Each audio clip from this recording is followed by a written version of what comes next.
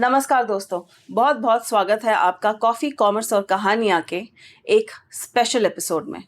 आज के एपिसोड का नाम है ऑपरेशन सिंदूर।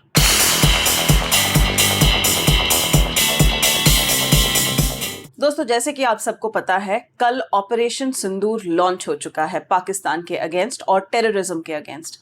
लेकिन ये ऑपरेशन सिंदूर है क्या? 2 हफ्ते पहले पहलगाम में एक टेररिस्ट अटैक के चलते 25 भारतीय सैलानियों ने और एक नेपाली सिटीजन ने अपनी जानें गंवाई।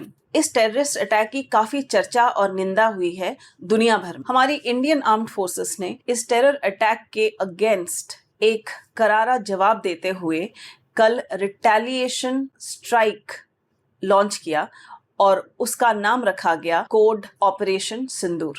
ऑपरेशन सिंदूर पाक ऑक्यूपाइड जम्मू एंड कश्मीर के 9 टेरर कैंप्स में कल लॉन्च हो चुका है और इस सर्जिकल स्ट्राइक की पुष्टि करते हुए कल रात 1:44 AM को इंडियन डिफेंस मिनिस्ट्री ने एक प्रेस रिलीज किया जिसमें उन्होंने लिखा था कि a little while ago the Indian armed forces launched operation Sindoor hitting terrorist infrastructure in Pakistan and Pak occupied Jammu and Kashmir from where terrorist attacks against India have been planned and directed. Altogether, 9 sites have been targeted. Our actions have been focused, measured, and non-escalatory in nature.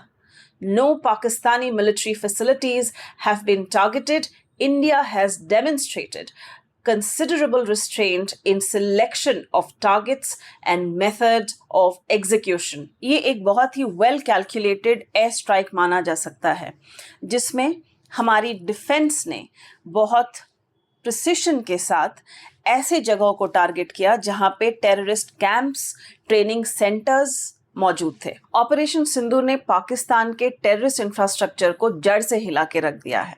कल रात Indian armed forces ने कुल 9 terrorist camps पे operation सिंदूर launch किया और लश्कर ए तैयबा, जैश ए मोहम्मद और हिजबुल मुजाहिदीन जैसे outfits को टारगेट किया।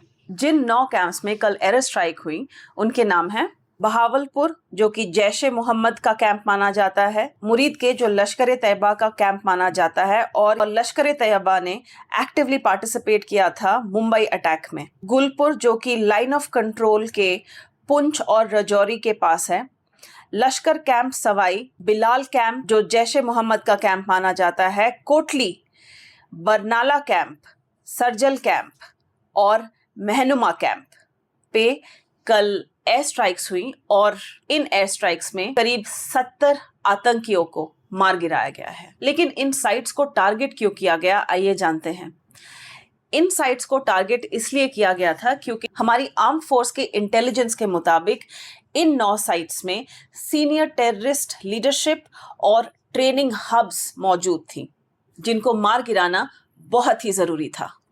इस मिशन को अंजाम देने के लिए हैमर बॉम्ब्स, स्कैल्प मिसाइल्स और लॉइटरिंग म्यूनिशंस का इस्तेमाल किया गया।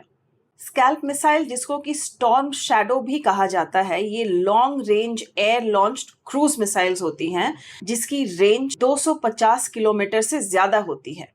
वहीं हैमर बॉम्ब्स को इस्तेमाल किया गया है हार्ड एंडेड इंफ्रास्ट्रक्चर को स्ट्राइक करने के लिए, जैसे बंकर्स और multi storeyed buildings. Loitering munitions, जिनको कि कामिकाजे ड्रोन्स भी कहा जाता है, ये सर्वेलेंस और टारगेट एक्विजिशन और टर्मिनल स्ट्राइक के लिए इस्तेमाल की गई थी। तो दोस्तों, पहलगाम टेरर अटैक के अगेंस्ट में हमारी इंडियन आर्म्ड फोर्सेस ने मुहिम छेड़ दी है, लेकिन पाकिस्तान का रिटेलिएशन अभी भी बाकी है। एक लेटेस्ट खबर ये भी आई है कि इस एयर स्ट्राइक में जैश ए मोहम्मद चीफ मौलाना मसूद अजहर ने ये कहा है कि उनके परिवार के 10 सदस्यों को इस स्ट्राइक ने मार गिराया है। दोस्तों, 56 वर्षीय मौलाना मसूद अजहर वो नाम है जिसको यूएन सिक्योरिटी काउंसिल ने इंटरनेशनल टेररिस्ट में लिस्ट कर रखा है।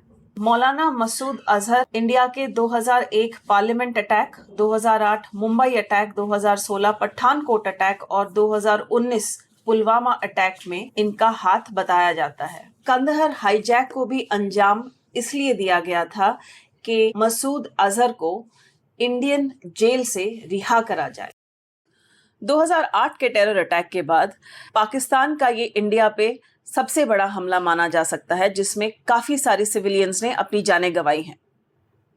ऑपरेशन सिंदूर इसी का ही रिटेलिएशन इफेक्ट था। इसी बीच पाकिस्तान से भी काफी स्ट्रॉन्ग रिएक्शंस देखने को मिल रही हैं। पाकिस्तान के फॉरेन मिनिस्टर इशाक दर ने ऑपरेशन सिंदूर को ब्लेटेंट एक्ट ऑफ वॉर का तख्मा देते हुए कहा है कि Pakistan reserves right to respond appropriately.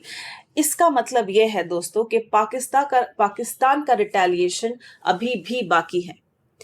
ये देखने वाली बात होगी कि पाकिस्तान के ओर से क्या जवाब आने वाला है। टाइम्स ऑफ इंडिया के एक आर्टिकल में ये लिखा गया है कि in yet another violation of ceasefire agreement the Pakistan army resorted to unprovoked and indiscriminate firing along the line of control in the early hours of Wednesday.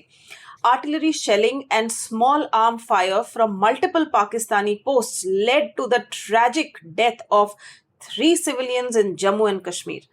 The Indian Army has confirmed the casualties and stated that it is responding in a proportionate and calibrated manner.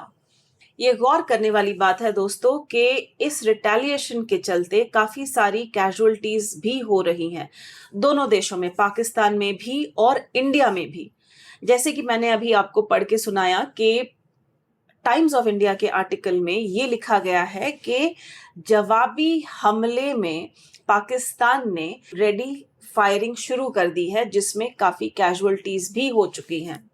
Operation सिंदूर के surgical strike के बाद पाकिस्तान के defence minister Khwaja Asif ने कल India के against forceful retaliation का ऐलान कर दिया था, लेकिन उसके कुछ ही घंटों बाद अपने स्टांस को टोन डाउन करते हुए ख्वाजा आसिफ ने इंडिया और पाकिस्तान के बीच इस टेंशन को डी एस्केलेट करने का सुझाव भी दिया है। इंडिया टुडे के एक आर्टिकल में ये लिखा गया है कि Asif leaves door open for dialogue in India, scales down hostilities.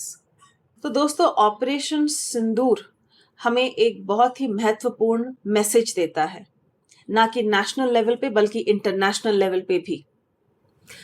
गौर करने वाली बात यह है कि कल रात जो प्रिसिशन स्ट्राइक एग्जीक्यूट हुआ है वो इंडिया ने या फिर हमारी इंडियन आर्म्ड फोर्सेस ने अपने इंडियन टेरिटरी के अंदर जो एयरबेस हैं उनमें रह के, उनके दायरों में रहते हुए ये प्रिसिशन स्ट्राइक्स एग्जीक्यूट की हैं सक्सेसफुली।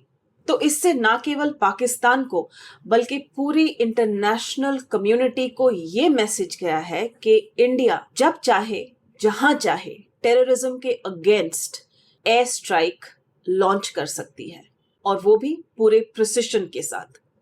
ऑपरेशन सिंदूर का सक्सेसफुल सर्जिकल स्ट्राइक आगे क्या रुख लेने वाला है ये वक्त ही बताएगा। अभी ये एक इवॉल्विंग सिचुएशन है, काफी सारी miss information all over the internet available है।